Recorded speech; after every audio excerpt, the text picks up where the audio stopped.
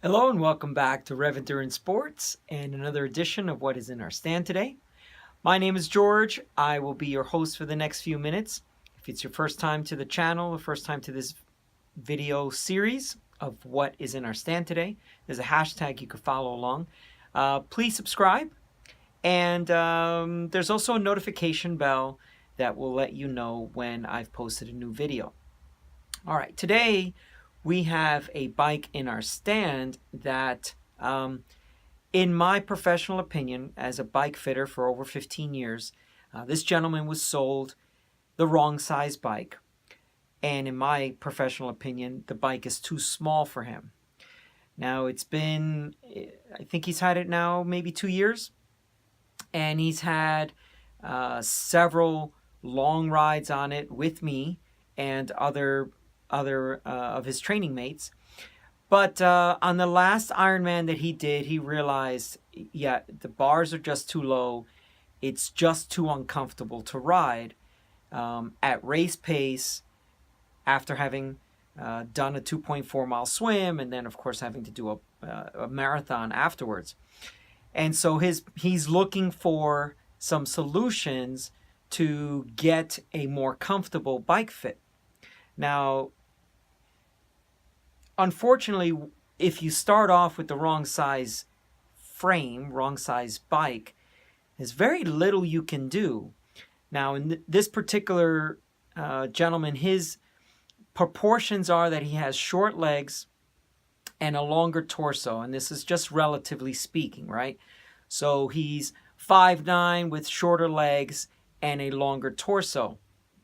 And so he's on a 51 centimeter Cervelo P3, which we'll show you here in a second. And so as a bike fitter, I know that the most important measurement is the top tube length, not straddling over a bike and checking your inseam, and that's how to buy a bike at Walmart, Target, and please, I'm not disparaging those companies. It's just those are more entry-level bikes. By the time you move into a Cervelo P3 or higher end bike, you should be properly fitted to your bike, and a proper bike sizing appointment should be done before you purchase your bike. So it's two different things that I want to point out. Bike sizing is when you take measurements of a person's body and then you consult with the geometry charts and you can see, okay, this bike at this size has this top tube length and this standover height and this head tube height and so on and so forth. This is the bike I recommend for you. Then once you have that bike, then there's a bike fitting, and that is to then take your body and the bike and make you one synergistic machine where the correct saddle height, saddle fore and aft, saddle tilt, and then the handlebars are placed in the proper place along with the aero bar extensions if we're talking about a triathlon bike. So it's a two-step process, and neither one of them can be rushed. They have to be done, and they have to be done right. And unless you really know yourself, it's best to go to your local bike shop, consult with a bike fitter, an experienced bike fitter, and then select the correct size bike. Okay, so with that long preamble, let's get into what we need to do today. So this is the bike in question. And folks that have been to my channel many times before probably already recognize this bike. But we just have some challenges with it. And so let's pan out just a little bit so you could see the bike itself. And right now it's on a different stand because of the aero seat post. So the challenge we're going to run into is that this gentleman has already moved the stem all the way up. And so they're not, generally speaking, there's not supposed to be more than 3 centimeters of carbon steer tube here. And so here is the stem. Here's all the cabling. And The stem has also been turned upright.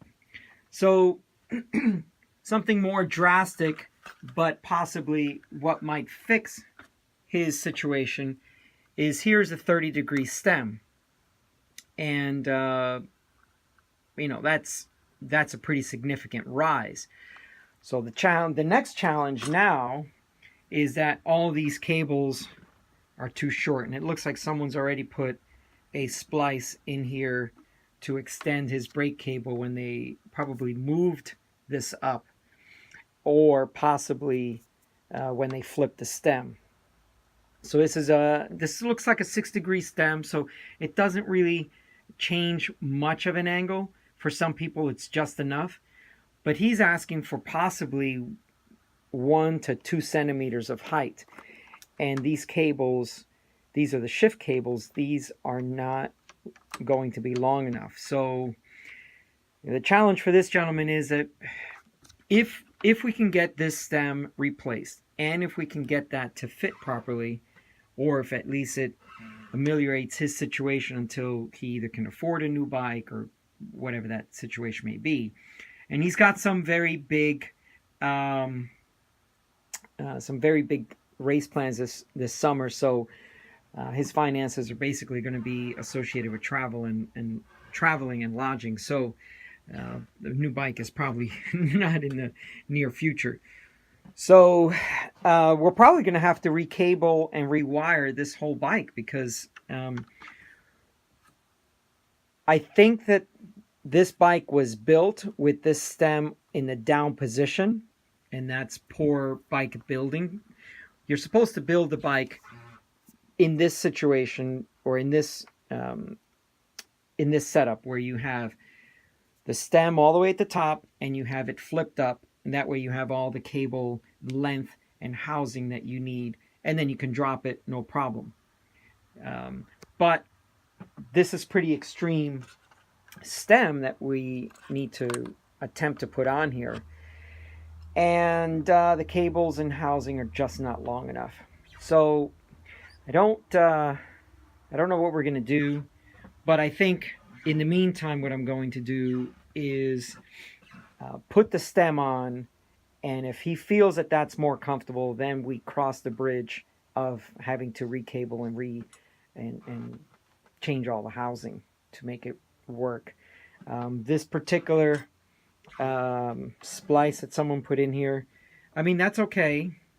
I mean, it is the front brake, the most important brake on this bike, but that's one way to do it. Not something I would do. I would have just replaced the whole housing, but okay. Anyway, this will be a video series, I am sure. So this is now video 1, and we'll have to figure out what we're going to do with this bike. And these are the challenges that we sometimes have when someone has been sold the incorrect size bike. Okay, thank you so much for tuning in. Please subscribe, please make a comment, and we look forward to seeing you on the road.